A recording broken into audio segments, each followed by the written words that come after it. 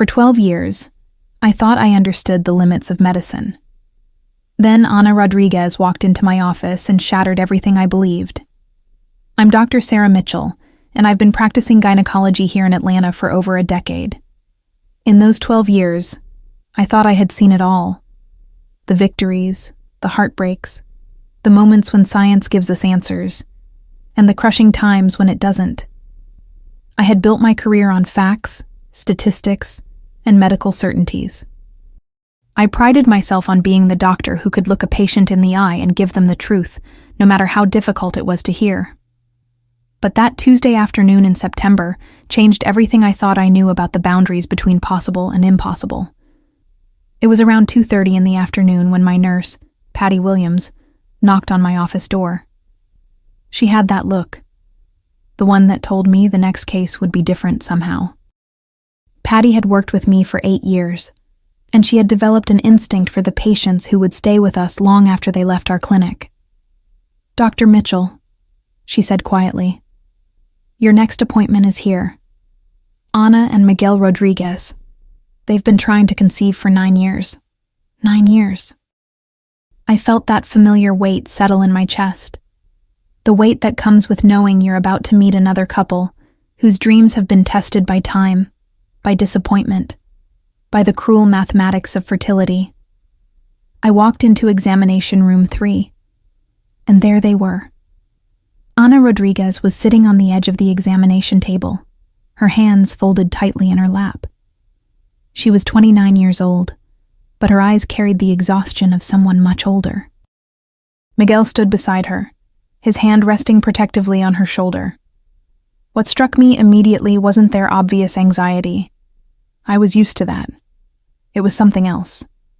Despite everything they had been through, despite 9 years of disappointment, there was still a flicker of hope in Ana's eyes. A stubborn, beautiful refusal to give up. "Mrs. Rodriguez," I said, settling into my chair across from them. "I've reviewed the records from your previous doctors. Tell me, in your own words, what brings you here today?" Ana's voice was steady, but I could hear the carefully controlled emotion beneath each word. "Dr. Mitchell, we've been to 4 different fertility specialists. We've tried everything. Medications, procedures, lifestyle changes. Every doctor has been kind, but..." She paused, glancing at Miguel. "But they all eventually reached the same conclusion. The last doctor told us we should consider other options." Miguel squeezed her shoulder. "What Ana's trying to say is that we're running out of hope, but we're not ready to stop trying. Not yet." I studied Ana's file more carefully. The previous diagnoses painted a challenging picture: severely compromised ovarian function, irregular cycles that defied hormone therapy, and a history of treatments that had yielded no results. On paper, this was exactly the kind of case where medical science had clear, unfortunate answers. "I want to be completely honest with both of you," I said, choosing my words carefully. "Your medical history is complex. The previous treatments you've undergone show that your body has not responded in typical ways to fertility interventions." I watched Ana's face. She didn't flinch. She had heard variations of this speech before. "However," I continued, "I believe in being thorough. I'd like to run some additional tests, not because I think the previous doctors missed something, but because every patient deserves a complete evaluation. Sometimes, very rarely, we discover factors that weren't previously considered." Ana's eyes brightened slightly. "You mean there might still be a chance?" This was the moment I hated most in my profession, the delicate balance between honesty and hope. I had learned over the years that destroying hope too quickly could be as harmful as giving false promises. "Mrs. Rodriguez, I want to manage expectations carefully. Based on your history, the likelihood of natural conception is extremely low. But medicine isn't just about statistics. It's about understanding each individual case as completely as possible." Miguel leaned forward. "Doctor, we appreciate your honesty. We've heard the statistics before. We know the odds. But if there's even the smallest chance, then we explore every avenue," I finished. "That's exactly what we'll do." Over the next 30 minutes, I conducted the most thorough examination I had performed in months. I asked questions that hadn't been asked before, examined test results from different angles, and looked for patterns that might have been overlooked. Anna answered every question with remarkable composure, recounting 9 years of medical disappointments with the precision of someone who had lived each detail multiple times. As they prepared to leave, scheduling the additional tests I had recommended, Anna turned to me at the door. "Dr. Mitchell," she said softly, "I know you probably think we're being unrealistic. 9 years is a long time. But I wake up every morning still believing that somehow, some way, this will happen for us." I looked into her eyes and saw something that made my chest tighten. Not just hope, but absolute faith. Faith in something beyond medical charts and statistical probabilities.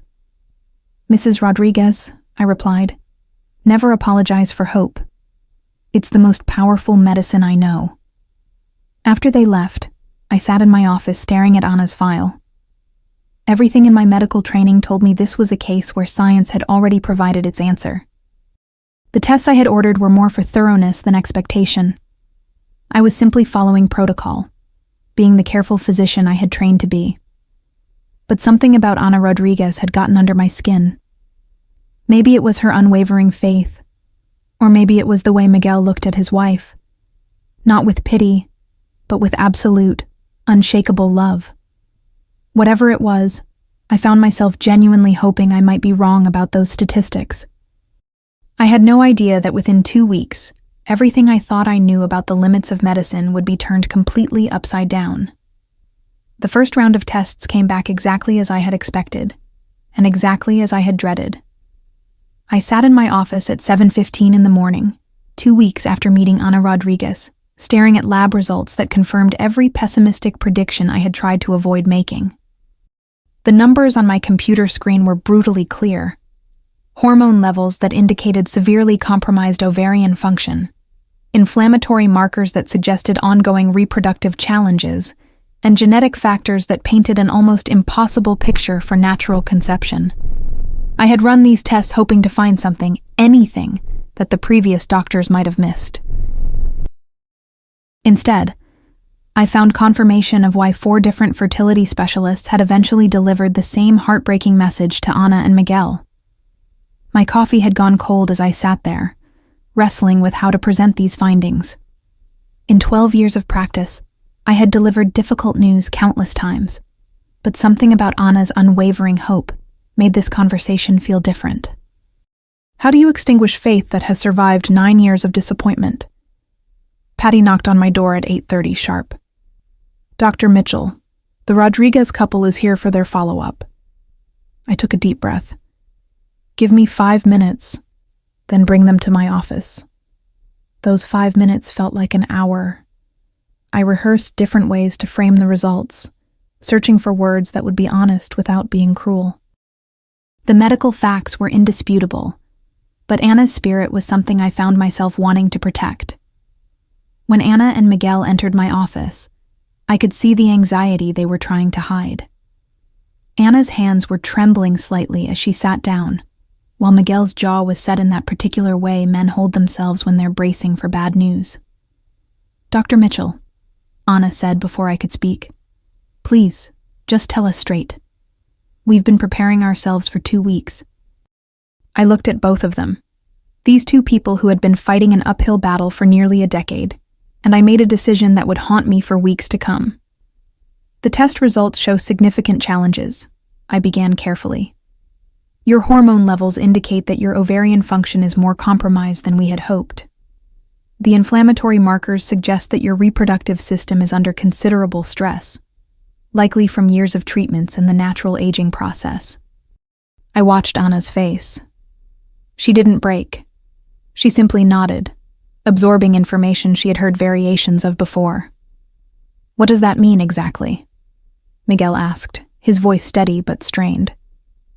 "It means that the likelihood of natural conception is less than 2%. Even with aggressive fertility treatments, we would be looking at success rates in the single digits." The room fell silent. Anna stared at her hands, while Miguel reached over to take one of them in his. I had delivered this type of news hundreds of times, but something about this particular moment felt heavier than usual. Anna looked up at me, and what I saw in her eyes surprised me. Instead of the devastation I expected, there was something that looked almost like relief. "Dr. Mitchell," she said quietly, "can I ask you something honestly?" "Of course." "Do you believe in miracles?" The question caught me completely off guard. In all my years of medical training and practice, I had learned to rely on science, statistics, and evidence-based medicine. The word miracle wasn't part of my professional vocabulary. "Mrs. Rodriguez," I said carefully, "I believe in doing everything medically possible to help my patients." She smiled, actually smiled, at my diplomatic non-answer. 9 years ago, when we first started trying to have a baby, I thought getting pregnant would be the most natural thing in the world. When it didn't happen right away, I thought it was just a matter of timing. Then months turned into years, and I started learning words I never wanted to know. Infertility, ovulation disorders, unexplained reproductive challenges. Miguel squeezed her hand as she continued. "Every doctor we've seen has been kind, professional, and honest about the medical realities. But somewhere along the way, I realized that I needed something beyond medicine to keep going. I needed to believe that sometimes things happen that can't be explained by test results and statistics." I found myself leaning forward, genuinely curious about this woman's perspective. "Mrs. Rodriguez, I understand the importance of hope, but I also have a responsibility to help you make informed decisions based on medical evidence." "I know," she replied, "and I appreciate that. But can I tell you what I've learned in 9 years of disappointment?" I nodded. "I've learned that hope isn't about ignoring reality. It's about believing that reality isn't the end of the story. Every month for 9 years, my body has told me no. Every test result has told me no. Every doctor, including you, has essentially told me no. But something inside me keeps saying, not yet." Miguel looked at his wife with an expression that was part admiration, part concern. "Anna, maybe we should listen to Dr. Mitchell. Maybe it's time to consider other options." Anna turned to her husband, and I saw something pass between them, a conversation they had clearly had many times before. "Miguel, I'm not saying we ignore medical advice. I'm not suggesting we pursue treatments that could harm me or bankrupt us, but I'm also not ready to accept that this chapter of our story is over." She turned back to me. "Dr. Mitchell, what would you do if you were in my position?" It was a question that physicians are trained to deflect, but something about Anna's directness demanded honesty. "Truthfully, if I were facing the same medical situation, I would probably start exploring other paths to parenthood. Adoption, surrogacy, or simply accepting that some dreams need to be redefined." Anna nodded thoughtfully. "That's a reasonable answer. But let me ask you something else. In your 12 years of practice, have you ever seen something that surprised you? Something that didn't fit the expected medical outcome?" I thought about it for a moment.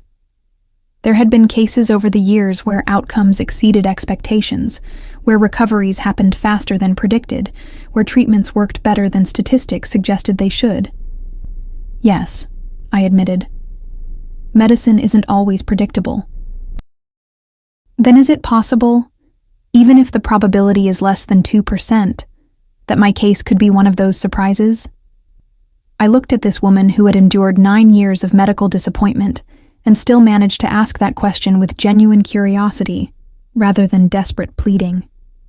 There was something remarkable about her composure. "Mrs. Rodriguez, while I cannot recommend pursuing fertility treatments given your test results, I also cannot tell you that pregnancy is completely impossible. The probability is extremely low, but it's not zero." Anna's eyes lit up, not with false hope, but with the satisfaction of someone who had just heard confirmation of what she already believed. "Dr. Mitchell, I'm not asking you to promise me a miracle. I'm not asking you to give me false hope or recommend treatments that won't work. All I'm asking is that you don't close the door completely." Miguel looked between his wife and me, clearly torn between protecting Ana from further disappointment and supporting her unwavering faith. "What exactly are you asking me to do?" I inquired. "I'd like to continue seeing you as my gynecologist for regular checkups, not fertility treatments, just normal health care. And if anything unusual ever shows up, I'd like you to tell me about it." It was a reasonable request that asked nothing unreasonable of me as a physician. I would continue providing standard gynecological care, monitoring her health, and being available if any changes occurred. "I can certainly do that," I agreed. As they prepared to leave, Ana turned to me one final time. "Dr. Mitchell, I know you think I'm holding on to false hope, but I've learned that the heart sometimes knows things that tests can't measure." After they left, I sat in my office trying to process what had just happened. I had delivered devastating medical news, and somehow Ana Rodriguez had left my office with her faith intact. There was something both admirable and concerning about her refusal to accept medical limitations. Over the next several weeks, I found myself thinking about Ana more than I should have. Her question about miracles had unsettled something in me. Not because I suddenly believed in supernatural interventions, but because it made me wonder about the arrogance of absolute medical certainty. I had spent 12 years building my reputation on being the doctor who gave patients realistic expectations. I prided myself on never giving false hope, never promising outcomes that science couldn't support. But Ana Rodriguez had challenged something fundamental about my approach to medicine. 3 months passed. Ana came in for her routine appointments, and everything remained medically unchanged. Her test results stayed consistent with our initial findings. There were no improvements, no mysterious developments, no signs that her body was defying medical predictions. Part of me felt vindicated. Medicine had provided accurate predictions, and reality was unfolding exactly as expected. But another part of me found myself hoping that Ana's faith might somehow be rewarded, even though everything I knew about medicine said it wouldn't be. It was during her December appointment that something shifted, though I didn't recognize it at the time. Ana mentioned feeling unusually tired and experiencing some nausea that she attributed to stress from the holiday season. I noted it in her chart but didn't think much of it. Fatigue and digestive issues were common complaints, especially during stressful periods. What I didn't know was that Ana's body was about to prove that sometimes the most impossible things are simply waiting for the right moment to reveal themselves. January in Atlanta was particularly cold that year, and I remember thinking how the gray skies seemed to match the mood in my office.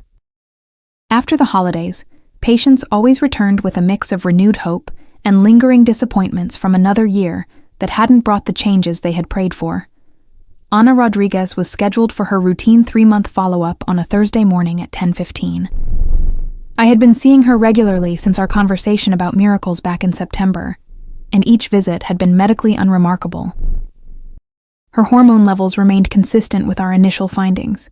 Her physical examinations showed no changes, and her body continued to tell the same story it had been telling for nearly a decade. But that January morning, something was different. Patty brought Ana back to examination room 2, and I immediately noticed that she looked unusually pale. There were dark circles under her eyes, and she moved with the careful deliberation of someone who wasn't feeling well. "Mrs. Rodriguez," I said as I entered the room. "How are you feeling today?" She managed a weak smile. "Not great, actually. I've been dealing with this persistent nausea for about 3 weeks now. At first I thought it was just stress from the holidays, but it's getting worse instead of better." I sat down and pulled out her chart. "Tell me more about the nausea.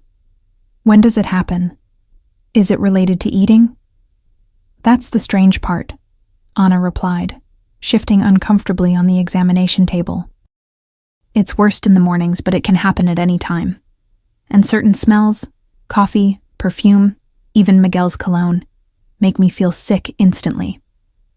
I made notes as she spoke, but something was beginning to stir in the back of my mind, a pattern recognition that every gynecologist develops after years of practice. "Any other symptoms?" changes in appetite, energy levels, sleep patterns. I'm exhausted all the time. I used to be able to work full days at the marketing firm without any problems, but lately, I need a nap by 2 o'clock in the afternoon. And my breasts have been incredibly tender, more than they usually get before my period. I looked up from my notes. Speaking of your period, when was your last one? Anna paused, thinking. That's actually part of why I'm here today. My cycles have always been irregular, but I haven't had a period since early December. That's not unusual for me, though. Sometimes I go 2 or 3 months without one. Everything she was describing could be explained by stress, hormonal fluctuations, or any number of common health issues. But the combination of symptoms, particularly the morning nausea and breast tenderness, was forming a pattern that made my heart rate quicken. I tried to keep my voice steady. Mrs. Rodriguez, I know this might seem like an unusual question given your medical history, but have you taken a pregnancy test recently? She let out a soft laugh, not bitter, just tired. Dr. Mitchell, I stopped taking pregnancy tests about 2 years ago. After 9 years of negative results, I decided it was just causing me unnecessary heartache every month. I understand that completely, I replied. But given your current symptoms, I think it would be wise to run one as part of today's examination. Anna looked at me with an expression I couldn't quite read. There was no excitement, no sudden hope, just the weary compliance of someone who had been through this routine too many times to count. If you think it's necessary, of course.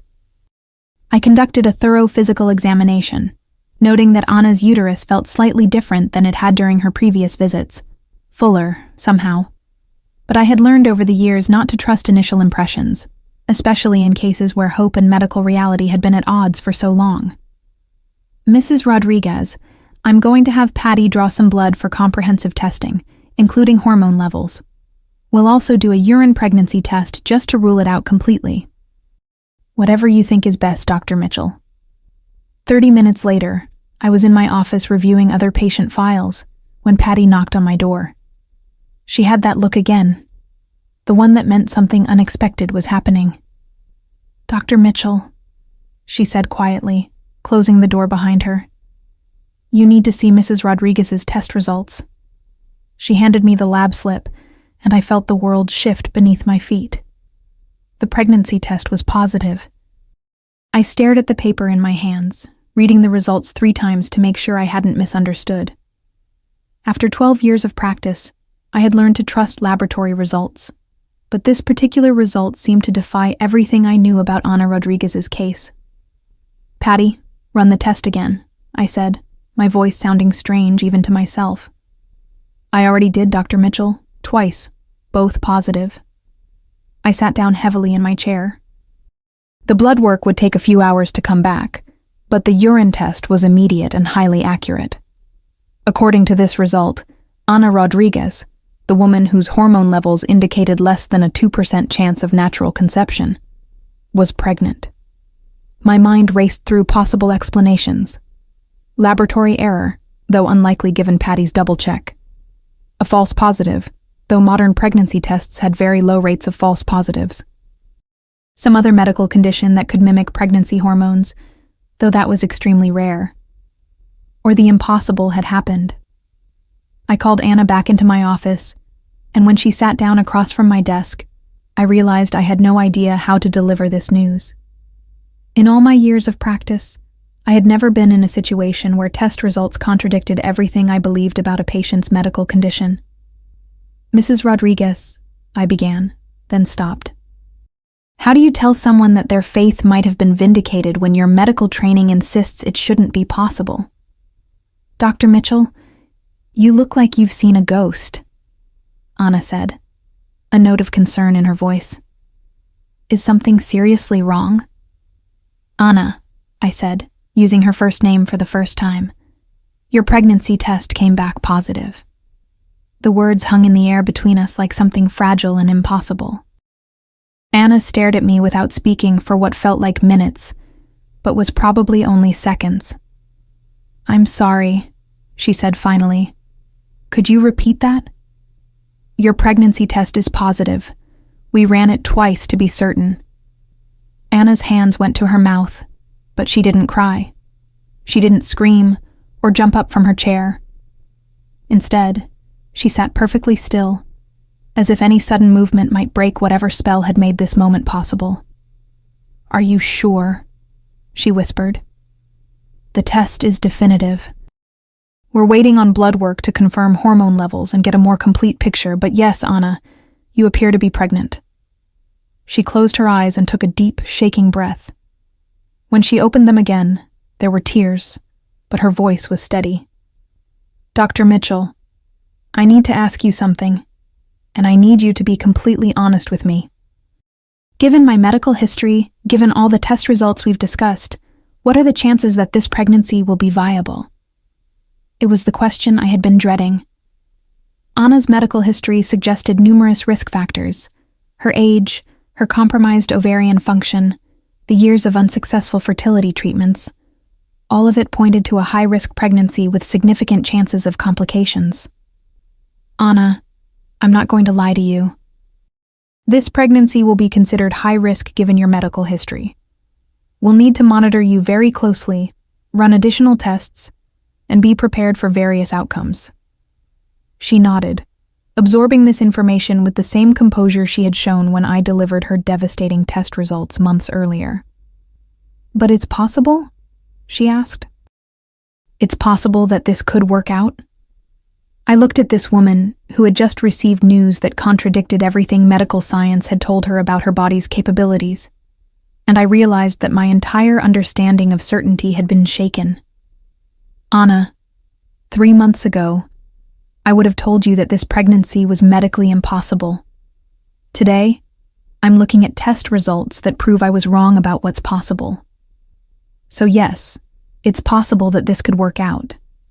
For the first time since entering my office, Anna smiled, not the hopeful, determined smile she had worn during previous visits, but something softer, more peaceful. "Dr. Mitchell, can I tell you something? I'm not surprised." "You're not?" "No. Scared, yes. Nervous about all the risks you mentioned, absolutely. But not surprised. Something inside me knew this was going to happen. I couldn't explain it medically or logically, but I knew." I stared at this woman who had just calmly accepted news that had turned my medical understanding upside down. And I realized that Ana Rodriguez was teaching me something about the limits of scientific certainty. "We'll need to schedule you for an ultrasound as soon as possible," I said, returning to the practical matters at hand. "And we'll want to see you weekly for the first few months to monitor everything closely." "Of course, whatever you think is best." As Anna prepared to leave, she paused at the door. "Dr. Mitchell, I want you to know that whatever happens with this pregnancy, I'm grateful. For 9 years, people told me this wasn't possible. You were honest about the medical realities, but you never told me to stop hoping. That meant more to me than you'll ever know." After she left, I sat alone in my office, staring at test results that had shattered my confidence in medical absolutes. I had built my career on evidence-based medicine, on statistical probabilities, on the reliable predictability of human biology. Ana Rodriguez had just proven that sometimes the most impossible things choose the most unexpected moments to become real. But even as I celebrated this mysterious development, a darker thought crept into my mind. If Anna's pregnancy was medically impossible to begin with, what did that mean for her chances of carrying it to term? The ultrasound was scheduled for the following Tuesday at 9 o'clock in the morning. I had barely slept the night before, my mind racing between medical possibilities and the growing realization that Anna's case was unlike anything I had encountered in my career. I arrived at the clinic 45 minutes early, unable to concentrate on anything except the appointment that would either confirm the miracle or reveal some medical explanation I had missed. Patty found me in my office at 8:15, staring at Anna's file for what must have been the 100th time. "Dr. Mitchell, you've been here since 7:30, she said, setting a cup of coffee on my desk. "Are you okay?" "Patty, in 12 years of practice, have you ever seen anything like this?" She sat down across from me, her expression thoughtful. I've seen some surprises, some outcomes that exceeded expectations. But a pregnancy in someone with Anna's test results? No, I haven't seen anything like this. The blood work came back yesterday, I said, sliding the lab results across my desk. Her hormone levels confirm the pregnancy, but they also show something else interesting. Patty studied the numbers, her eyebrows rising as she read. Her overall hormone profile looks different, better than it was 3 months ago. Exactly. It's as if the pregnancy didn't just happen despite her compromised ovarian function. It's as if her body somehow corrected itself to make the pregnancy possible. We sat in silence for a moment, both trying to process the medical impossibility we were witnessing. At 9 o'clock sharp, Anna and Miguel arrived. I could see the tension in both of their faces, the careful hope mixed with the fear that comes from years of disappointment. Miguel's hand rested protectively on Anna's lower back as they walked into the ultrasound room. "Good morning," I said, trying to keep my voice steady and professional, despite my own nervous anticipation. "How are you feeling today, Anna?" "Nervous," she admitted, with a small smile. "But ready to see whatever we're going to see." I had Dr. James Carter, one of our most experienced radiologists, perform the ultrasound while I observed. James had been doing prenatal imaging for over 15 years, and I trusted his expertise completely. If there was anything unusual about this pregnancy, he would catch it. Anna lay on the examination table, Miguel holding her hand as James prepared the ultrasound equipment. The room fell silent except for the quiet humming of the machine. "Okay, Anna," James said gently. "This might be a little cold." He applied the gel to her abdomen and positioned the transducer. The screen flickered to life, showing the grainy black and white images that would reveal the truth about Anna's impossible pregnancy. For a moment, James said nothing, moving the transducer slowly across Anna's abdomen and studying the screen intently. I watched his face, trying to read his expression as he examined what we were seeing. Then his eyes widened slightly. "Dr. Mitchell," he said quietly, not taking his eyes off the screen, "you need to see this." I moved closer to the monitor, and what I saw made my heart skip a beat. There, clear and unmistakable, was a gestational sac.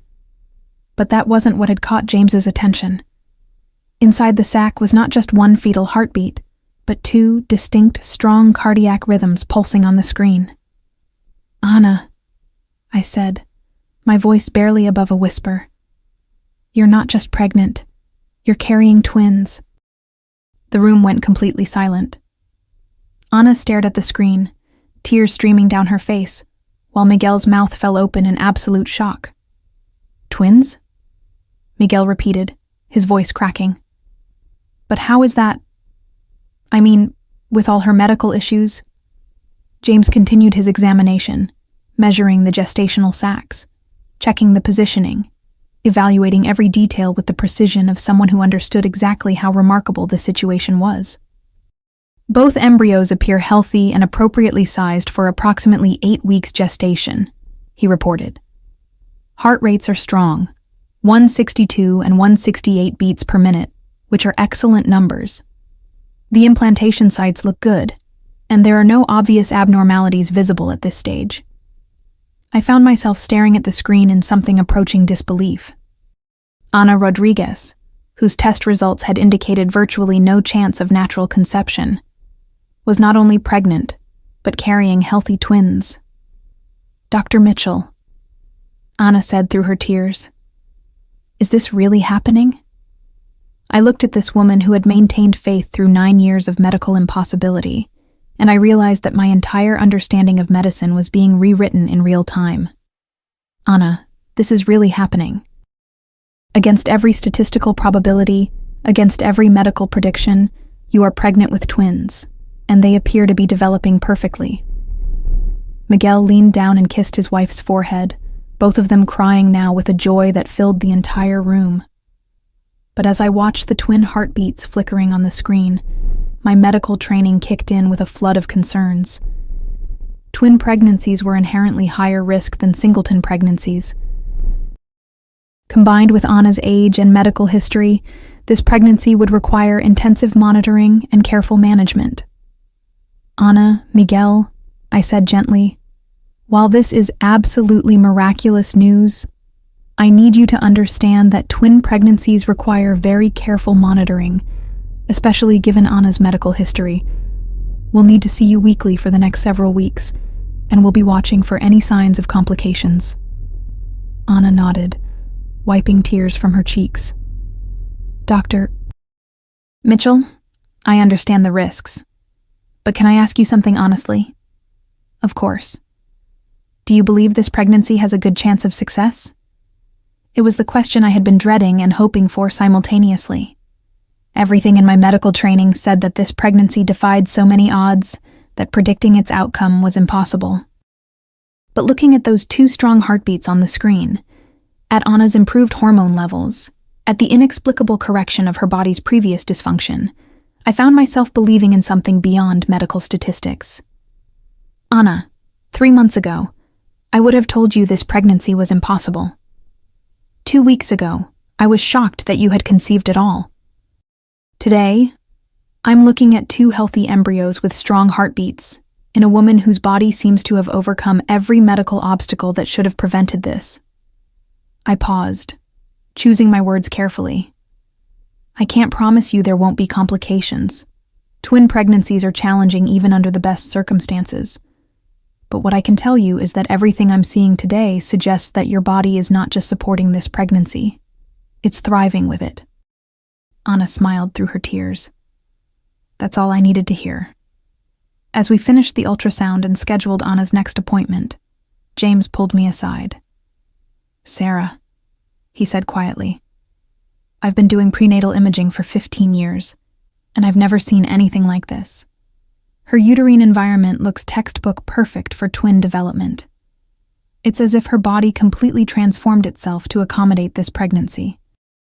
Walking back to my office after Anna and Miguel left, I realized that everything I thought I knew about the limits of human reproduction had been challenged in the span of a single morning.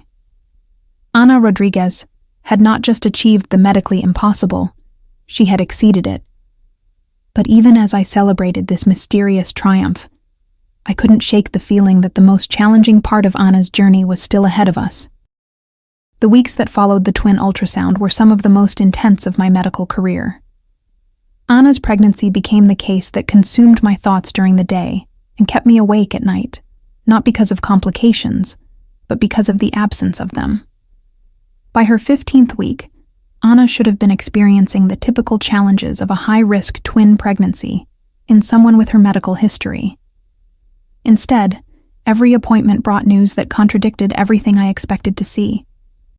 It was a Thursday afternoon in early April when Anna came in for her routine weekly checkup. Spring had arrived in Atlanta, and I remember thinking how the blooming dogwoods outside my office window seemed to mirror the impossible flourishing happening inside Anna's body. "How are you feeling this week?"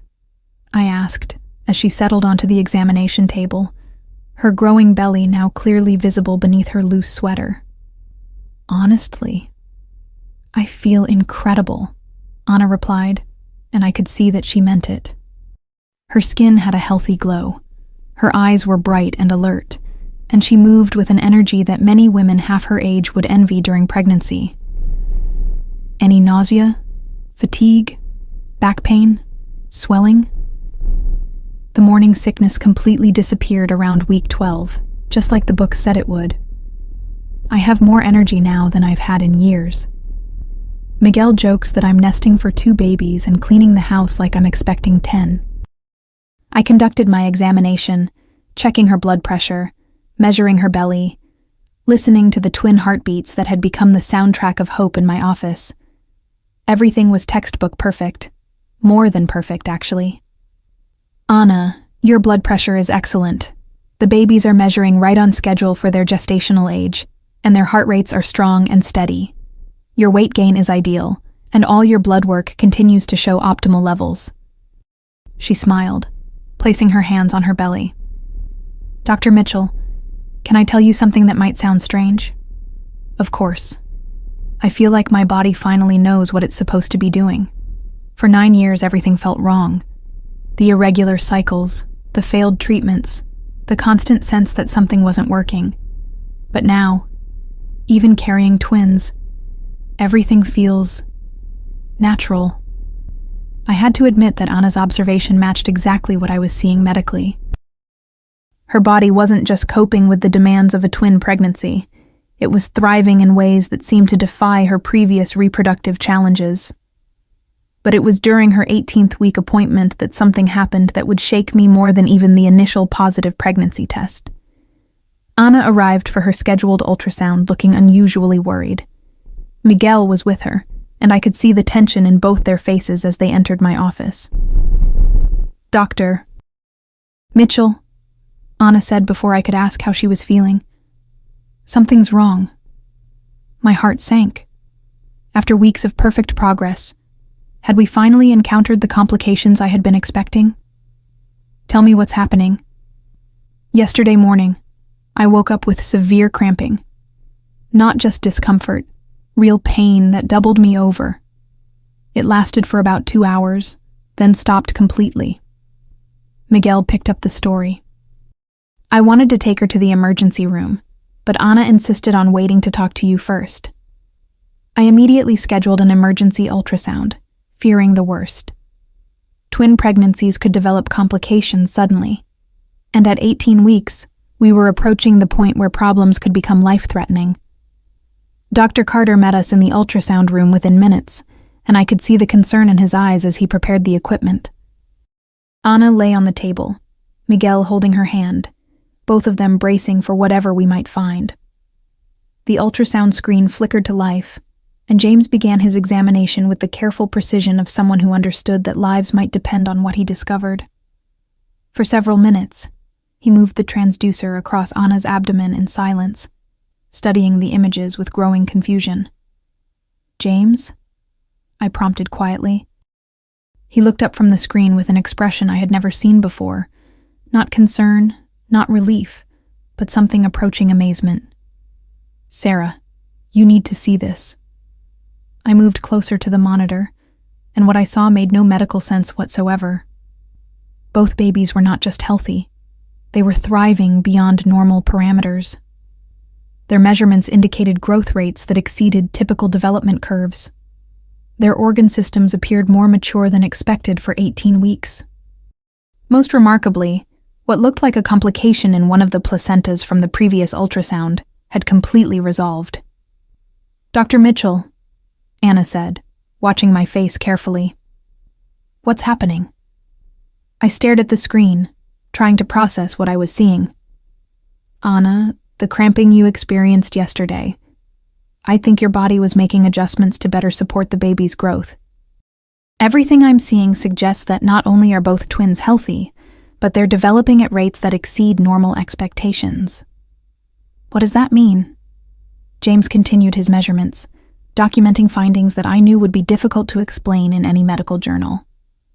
It means, I said slowly, that your body seems to be optimizing itself for this pregnancy in ways that medical science doesn't fully understand. Over the next hour, we completed the most comprehensive ultrasound examination I had ever witnessed. Every measurement, every organ system, every indicator of fetal development showed not just normal progress, but exceptional development. When we finished, Anna sat up on the examination table and looked directly at me. Dr. Mitchell, I know this sounds impossible, but I think I need to tell you something about yesterday. What is it? When the cramping started, I was scared, terrified actually. But then something strange happened. I felt this overwhelming sense of peace, like something inside me was saying, trust this process, everything is exactly as it should be. Miguel nodded. I watched her go from panic to this incredible calm in the span of about 10 minutes. It was like she knew something I didn't. Anna continued. And when the pain stopped, I felt different, stronger. Like my body had just figured out how to be even better at being pregnant. I looked at this woman who had just described experiencing physical symptoms that corresponded exactly with the mysterious improvements we had documented medically, and I realized that Ana Rodriguez was teaching me something profound about the connection between faith and physiology. Ana, I want to be completely honest with you. What we're seeing in your pregnancy goes beyond my medical training to explain. By every measure we have, you and these babies are not just healthy. You're exceeding every benchmark for optimal pregnancy outcomes. She placed her hands on her belly and smiled. Dr. Mitchell, I told you months ago that I believed in miracles. I think we're living in the middle of one.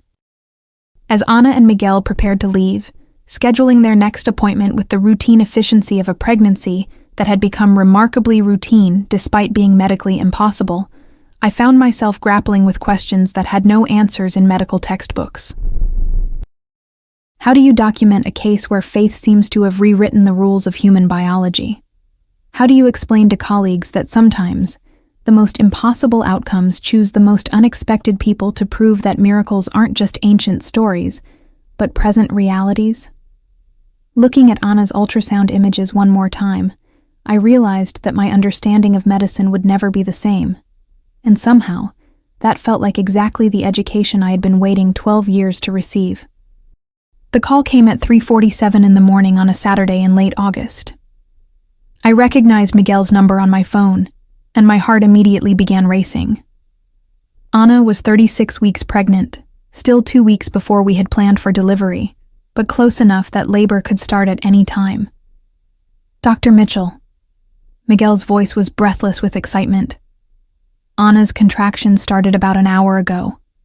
They're getting stronger and closer together. I was already getting dressed as we spoke. How far apart are they now? About 4 minutes apart, and they're lasting almost a minute each. Ana says she's ready.